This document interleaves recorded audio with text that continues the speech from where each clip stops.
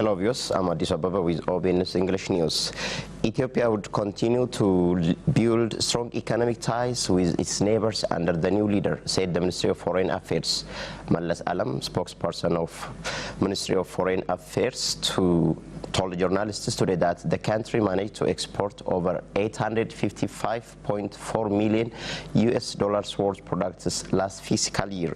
It also attracted 473 investment projects during the past years, the spokesperson said. He further said works were underway to diversify the country's relation, which was limited only in the political sector during the past, to the economic sector as well. According to Mallas, a better stride has been made in infrastructure connectivity with neighboring countries such as road and rail transports as well as ports. Ethiopia is using Djibouti and Sudan ports, he said. It's also searching for additional alternative ports. It has also started public transport services with its neighbors, the spokesperson indicated, FEBC reported.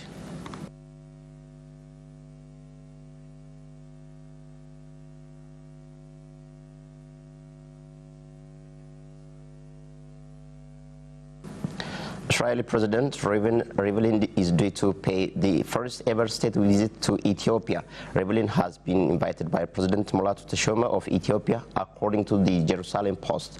The visit, which is regarded in both countries as historic, has been scheduled for April 30 to May 3. In addition to meeting the President of Ethiopia, who will host a welcome reception in his honor, Rivlin will meet with Prime Minister Dr. Abiy Ahmed and will address a business conference which will be attended by leading Ethiopian and Israeli executives. The Israeli business delegation will be led by Shraga Brosh, then president of the Manufacturers Association of Israel. The conference will be conducted under the theme Impact for Good, FEBC reported.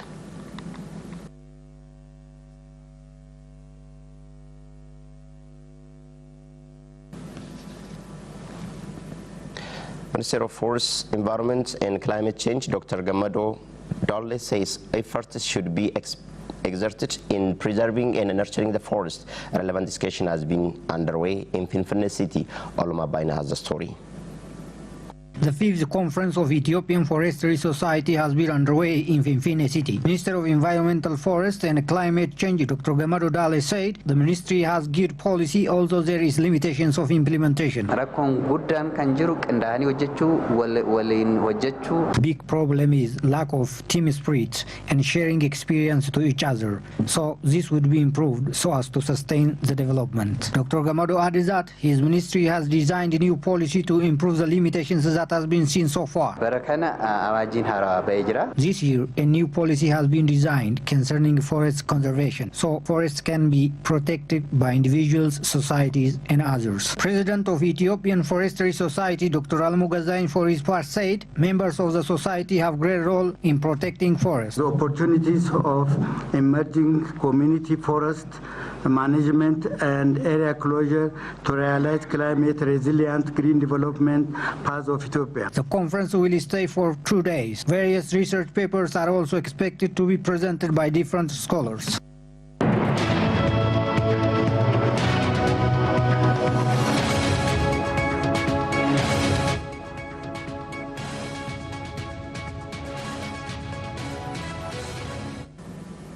The news comes to you from OBN, Voice of the People. Let's proceed to the news that we have got from abroad. France's President Emmanuel Macron says he has proved that the Syrian government attacked the town of Douma with chemical weapons last weekend. In Russia, Syria's main military ally, Kremlin spokesman Dmitry Peskov added against any steps which could lead to an escalation of tensions. The French leader had previously said any strikes would target the Syrian government's chemical capabilities.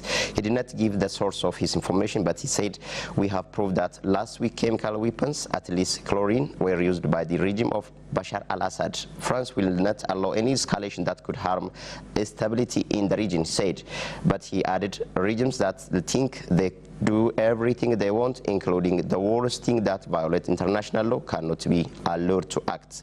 President Vladimir Putin said he hoped common sense would prevail and that the situation would stabilize. BBC reported.